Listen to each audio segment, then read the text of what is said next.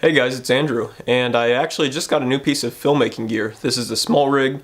It's the actual rig, like the piece that holds onto the camera, and then the handle is what I got. Oh, and then the wood grip as well. So that's what I got right now. You can actually get shoulder rigs and everything. It's just like an endless like cheese plate adapter, screw on. You can pretty much adapt to anything for different cameras to build your own rig. Anyways, I just got this and I've been liking it a lot, and it's actually quickly become one of my favorite pieces of filmmaking gear. And here's why. So first off, if I actually take the camera out of this, you can see that the Sony a6500 is a very small camera. Now that can be hard to film videos smoothly, but that's not really what this is for. It's not a gimbal or a Steadicam by any means. It could sure go on like a shoulder rig or something like I said, but that's not what it's for. It does make it a little bigger though, which is nice to hold on to. So when you only have one hot shoe, like a standard camera, by adding something like this, we have cold shoe mounts. So I have the mic on the Smallrig kind of body frame part, and then I have the monitor mounted onto the top handle with a cold shoe to 1/4 mount for like a tripod mount. So with this, I don't have to have like a monitor kind of sitting over there that I'm kind of looking at while I'm filming. Instead, it's all as its own little part here. Everything's together, the microphone's on, and it's actually pretty crazy how small of a package this is for what it is. So camera rigs can be very big and expensive, and fortunately this one is not. Now the Smallrig body part, I believe, was like $29 or something, and then the top handle was like $19, which can mount more stuff on it, like for instance I have the monitor on there. Now I've had this monitor for a while but haven't really had a good way to use it, and now I've actually gotten a lot of use out of it, and I really like this monitor. It's a Smallhd monitor, and it works really well with the Sony.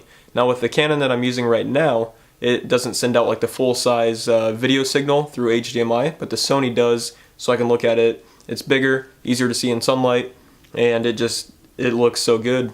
Now I'm using the Sony right now, and I have it going through the Smallhd monitor, and as you can see, it's a pretty nice package. You could flip the monitor around to film yourself for doing a YouTube video like this. Obviously not an ideal vlogging setup, but yeah, the monitor on the mount is nice to have. So like I was talking about with a camera only having one hot shoe, I would kind of have to decide if I wanted a monitor or a microphone. So if I was shooting like a music video where I was just going to layer over the music in post-production, then I would go with the monitor because I don't need a good mic, I just need a reference audio to know how to sync it up. If I was shooting cars or something like that, I wouldn't be able to have the monitor because I would have my microphone on there for the good car sound, and I wouldn't be able to have a video light or anything like that. That's one thing that I also forgot to mention. If you had this on like a shoulder rig, you could have the rig right here, your monitor right here, and then if you needed a light on the rig, like if you needed to be that mobile, you could have another arm off or something that comes out of the handle or the top mount, something like that. Now you probably wouldn't want a video light coming from your rig just shining directly. You would want like a key or a fill light. But you could, if you were in a rush and just needed to film, that would definitely work. Now when I go back to doing photography, it is a little weird. I mean, obviously I wouldn't have the top monitor on and everything, but even just the bottom handle part kind of makes the Sony feel too big and not, I mean, it feels good in the hands when you're recording, but then once you start to turn it this way to take pictures, the wooden grip just doesn't like feel like a camera should. Overall, I think every filmmaker should have the Smallhd in their kit for the price and what it does. It seems like a no-brainer. Being able to see what you're doing with the monitor, being able to get clean audio, video light all at one time just seems like that's such a good way to go. And I think I would have to recommend it to just about anyone out there.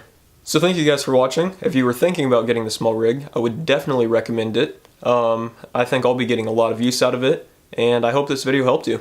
Thank you.